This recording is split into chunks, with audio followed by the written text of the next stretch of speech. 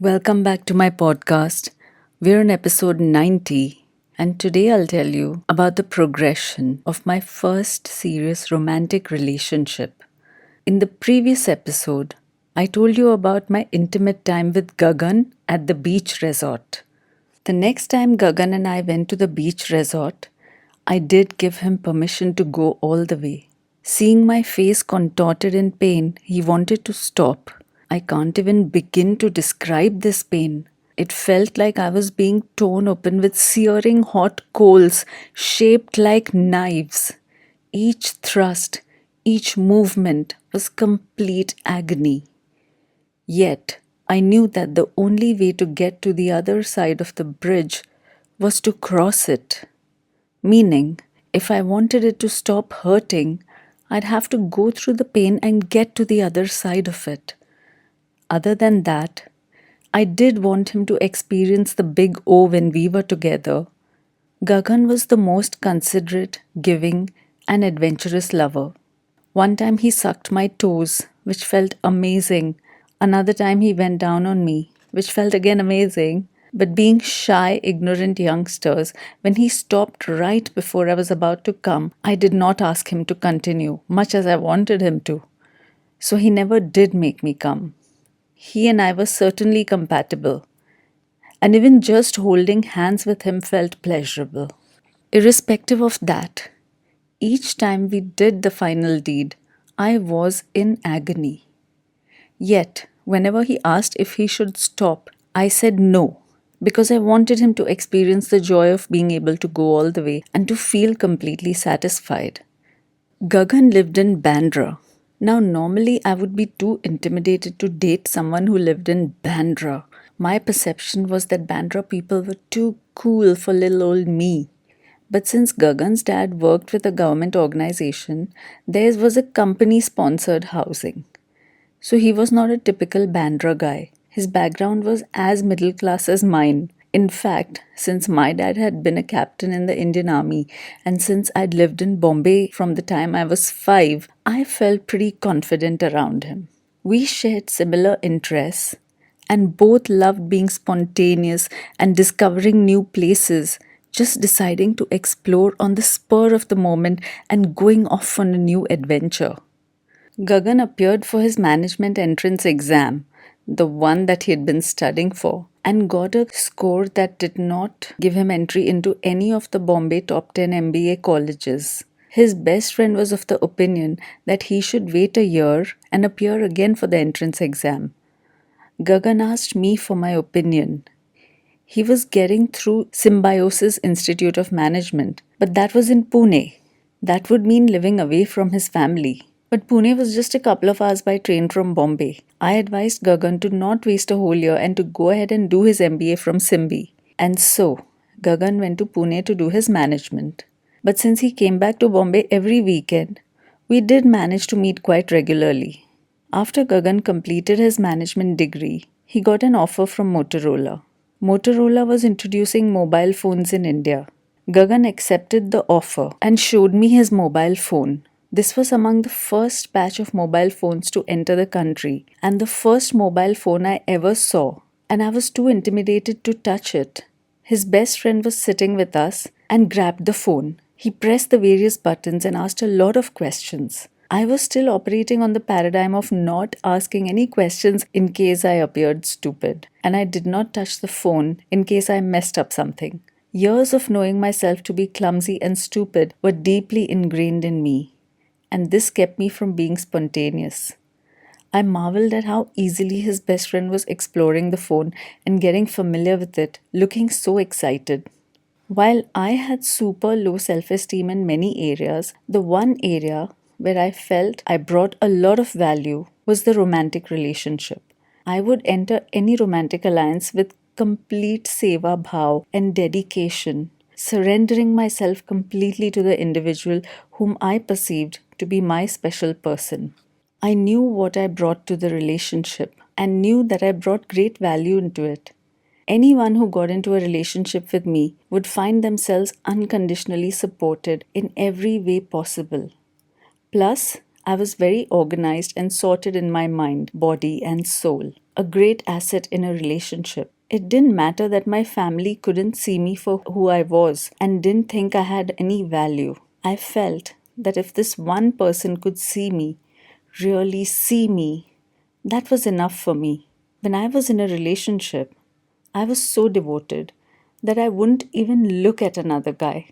Such was my dedication. It didn't matter how attractive or interested the other guy was in me. If I was in a relationship, I was committed with my soul and heart and wouldn't dream of being anything but completely loyal. I never, for a second, took my relationship lightly and was actually reverential towards the relationship and my partner. I poured everything I had into the relationship with complete sincerity. I lived to bring joy and nourishment to my partner. However, knowing the value I brought into the relationship, I also expected a similar investment of effort, time, and sincerity from my partner. There was no subdom equation. I surrendered to him, but if he did not similarly surrender to me, well, here, when I use the word surrender, I mean it in the sense of always putting him first, prioritizing him, trusting him with my heart and soul, and knowing he'd do the same for me. But I soon started noticing how casual Gagan was towards us. And that is when the cracks started forming. The first time I noticed this was when Gagan had borrowed his dad's car and he was dropping me home. We stopped near a store to buy a snack. Gagan's tone was similar to when you order a subordinate to do something.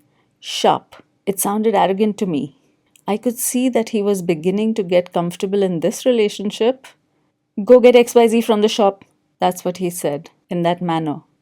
I looked at him in surprise, not expecting that tone, but went ahead and bought the snack. Of course, I needed to step out of the car. He was driving and couldn't leave the car on the busy road, I rationalized. But then I remembered how he would complain that when he would come home and ask his sister for water, she wouldn't get it for him. I had a feeling he spoke to her like this. Was he a closet misogynist? After all, he had grown up in a small town where people probably held the traditional beliefs that women were second class and that men were the bosses. But if it was just this, I could deal with it. We could have dialogue. It didn't matter that he saw how serious I was about always keeping my word and doing what I said I would do. He did not understand that I expected the same of him. It simply wouldn't register with him. One day, I was waiting for Gagan at the university bus stop. He was 45 minutes late already, and I was fuming. There was no reason for him to be late. He was coming straight from home. This was just him taking me for granted.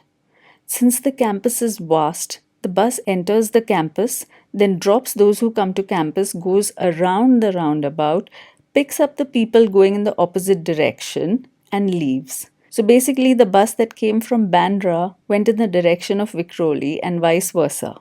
I saw the Bandra bus come in, and Gagan got off the bus casually and crossed the road to come to me. When he saw me angry, he just made light of it, not even apologizing. I told him I'd hop right into that bus that had just come in and would go home. We looked at the bus at the roundabout making its way to our bus stop where I had been waiting. Gagan just laughed and said, "Okay, get into the bus, I dare you." This made me angrier. The least I'd do if I were late would be to apologize sincerely. And here was my boyfriend just laughing with no traces of being sorry. The bus stopped and I looked at Gagan once again, saying, "I'm leaving." "Go on," he laughed. I hopped onto the bus and went home, still very angry. When I reached home, the phone was ringing. It was Gagan. He could not believe that I had actually gone home. "What had you thought I was doing?" I asked him. He said he thought I was bluffing and would get off outside the university gate. I told him I always meant what I said, and he should too. Like, make it on time if he said he would meet me at a certain time. Gagan was still in disbelief and kept saying he thought I was bluffing, and who does this? In spite of this, Gagan did not understand how seriously I took a promise or commitment. "Just keep your word. Do what you said you'd do. How difficult is that? To me, it was a baseline expectation. If I could not only keep my word, but would go out of my way to dazzle you, why couldn't you show me the same respect and consideration? I generously shared my things with Gagan, especially my books. At that time, I was very impressed with a writer called Richard Bach. His books were very expensive, especially for a student, but I made it a point to save and buy all his books. As I read the books on love in this world and beyond, I made meticulous notes in the margins. Gagan took all of my Richard Bach books to Pune, where he was studying, and I was fine with that. I was happy for him to read the beautiful philosophy and to discuss the books with him. After all, they were about love. In my second year of MBA, I did an internship with Godrej on the practice of Kaizen, the Japanese philosophy of continuous improvement at the workplace. I had made very thorough notes, complete with different color pens used for different sections and highlighters used, special notes, the works. The notes were very impressive. Gagan asked for my notebook, or one day he just kept it with himself, I don't remember. After a few days, Dad asked to refer to my Kaizen notes for a presentation he was working on. I felt proud and thrilled and absolutely elated. This was my validation. My notes were so good that Dad wanted to refer to them. He'd seen them before, of course. I was super excited and called up Gagan, asking him to bring my notebook when he came to Bombay for the weekend. I was anxious to give my notebook to Dad. That Saturday, the first thing I asked when I saw my boyfriend was for my notes. Oops, he had forgotten. I was very disappointed, but asked him to be sure to bring them next weekend. Sure, he said. I felt very awkward when Dad asked me for my notes again a few days later. Dad was very polite about it, but I felt very let down by my boyfriend. I just told Dad, yes, sure, Dad, I'll give you the notes. During the week, on the phone, I again reminded Gagan about the notes. I asked him to get my Richard Bach books also because I did want them back. The following Saturday, I anxiously inquired about the notebook. I was embarrassed that Dad had to ask me twice, and I just wanted to give my dad the notes as soon as possible. He had to work on a presentation after all. Oops, Gagan had forgotten again. I was absolutely fuming, but kept that to myself, trying my best to be understanding and polite. I insisted that next weekend Gagan should positively, without fail, bring my notes and also the Richard Bach books. I was beginning to worry.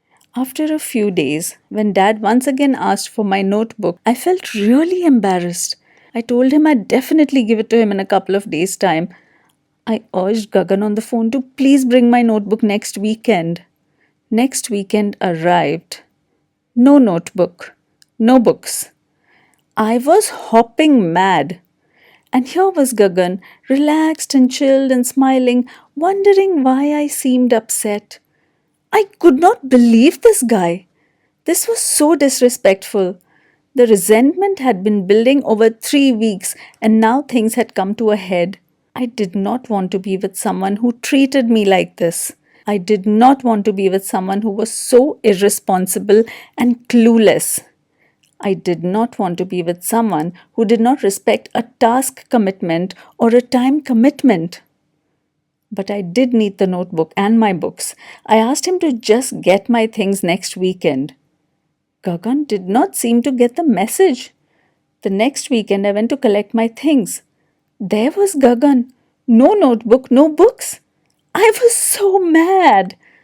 I again had to tell him that I really needed my things. The following weekend, Gagan finally brought my notebook. But it was unrecognizable. It was in tatters. Gagan had scribbled all over it. He had just destroyed it. It looked like it had been through the washing cycle of a washing machine. It looked like it had been under a train or under a bulldozer. And with his scribblings on every page over my writing, just absolute chaos. The notebook could not be rescued. Nothing could make it presentable again. I could not show this book to my dad. I was absolutely disgusted. How could he do this? And my Richard Bach books were all still with him. He never did return those. By now, I had to awkwardly ward off Dad until he stopped asking for the notes. I felt so bad. I felt crushed. This was the first time Dad had asked me for my notes, and I could not give them to him. I had been so eager to even help Dad with his presentation, and this guy had ruined the one chance I had to bond with my dad, to get some respect from my dad. Another crack in the relationship happened when Gagan had a job and he had a pager with him. When he started working with Motorola, they gave him a mobile phone and a pager. Now, at that time, mobile phone calls were very expensive, even to receive a mobile. The way the pager worked was you dialed a number and you actually narrated the message to someone on the other end of the phone. And then that message, that sentence or those sentences were received on the pager by the person to whom you sent the message. I know that some pagers in other countries would just receive a number that they had to call back. So, on this particular day, when I wanted to talk to Gagan, I called up the pager guy and I sent a sweet message. Please call your girlfriend. Bye. And after an hour or so, there was no call back. So then I sent another message on the pager. Hey, your girlfriend is waiting. Please call. Love you. Another hour passed. No call back. And that waiting was agony every minute, every second, just waiting for him to call back. After an hour, another one. Hey, call back your wifey. Something like that. From morning to evening, I sent a few pager messages and waited patiently in between, getting more and more agitated and restless. And this guy never called back. Later, I found out that he had seen those messages and he very happily, cluelessly tells me, oh, yeah, every time I received a message, I smiled, I felt so happy. I'm just looking at this guy, tougher. Why didn't you call back? Every message said, please call. Why didn't you call? I just could not believe how clueless this guy was. And I was getting more and more annoyed by how casually and carelessly he treated me. So by now, I was having serious doubts about my relationship. My disappointments were not being addressed, and Gagan made no effort to change. The final straw that broke the camel's back was actually very small, but it was something that played on my insecurities. One day, Gagan came to Hillside to meet me.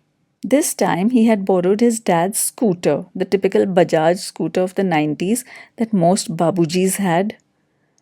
We had grown up watching Dad have either a jeep or a motorbike or a car. When Molly saw Gagan on the scooter, she started making fun of him and of it. She started laughing. At that time, I looked up to Molly because she was so confident and self assured, unlike me, and I actually took her word for things. I believed her, I followed her advice, I followed what she said because I thought she was better and smarter than me. I felt humiliated when Molly made fun of Gagan because he had come to meet me on a scooter. In addition to the festering resentments, Molly's opinion of Gagan became the final nail in the coffin, and I broke up with him. But definitely the breakup was not just because of Molly. The primary reason for the breakup, which I had been considering for some time, was how Gagan just didn't seem to care about any issue that I brought up. And when I wanted to discuss something, it seemed to just be like nothing. Like it just didn't matter what I said. He would just do what he would do.